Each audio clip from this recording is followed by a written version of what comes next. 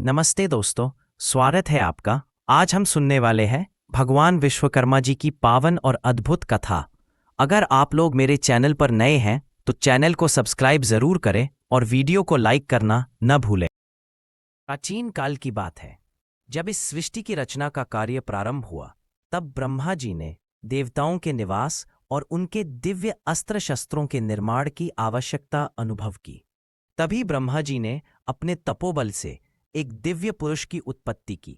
वही दिव्य पुरुष आगे चलकर देवशिल्पी विश्वकर्मा जी कहलाए।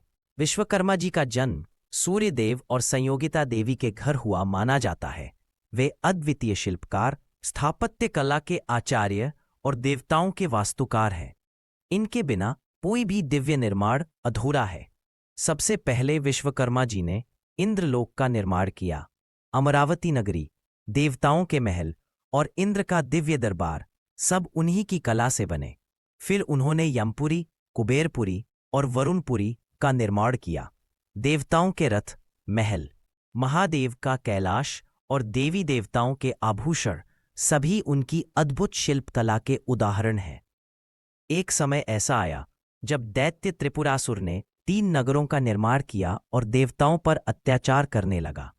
तब भगवान शिव ने उसका अंत करने का संकल्प लिया। शिवजी ने विश्वकर्मा जी को आदेश दिया कि वे उनके लिए एक दिव्य रथ और शक्तिशाली धनुष बाण पर सवार होकर शिवजी ने त्रिपुरासुर का वध किया और देवताओं को मुक्ति दिलाई। महाभारत काल में जब श्री कृष्ण जी ने समुद्र से भूमि लेकर नया नगर बसाना चाहा, तब विश्वकर्मा जी ने समुद्र के किनारे भव्य और दिव्य द्वारका नगरी का निर्माण किया। सोने, चांदी और रत्नों से सुसज्जित वह द्वारका सभी नगरों में अद्वितीय मानी जाती थी। इसी प्रकार पांडवों के लिए विश्वकर्मा जी ने इंद्रप्रस्थ का निर्माण किया।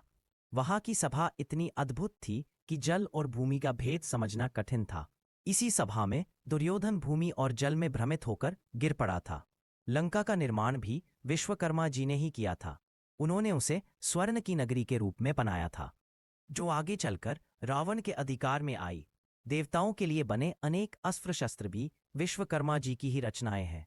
इंद्र का वज्र, विष्णु का सुदर्शन चक्र, शिव का त्रिशूल, सूर्य का रथ और पुष्पक विमान सब उन्हीं की कृतियां हैं।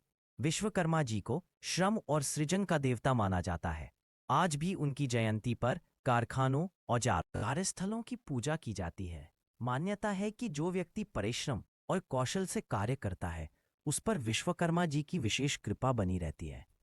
इस प्रकार भगवान विश्वकर्मा जी ने अपने अद्भुत शिल्प और निर्माण से देवताओं, दानवों और मानव समाज को लाभ पहुंचाया। वे केवल शिल्पकार ही नहीं, बल्कि सृजन और श्रम के आदर्श देवता हैं।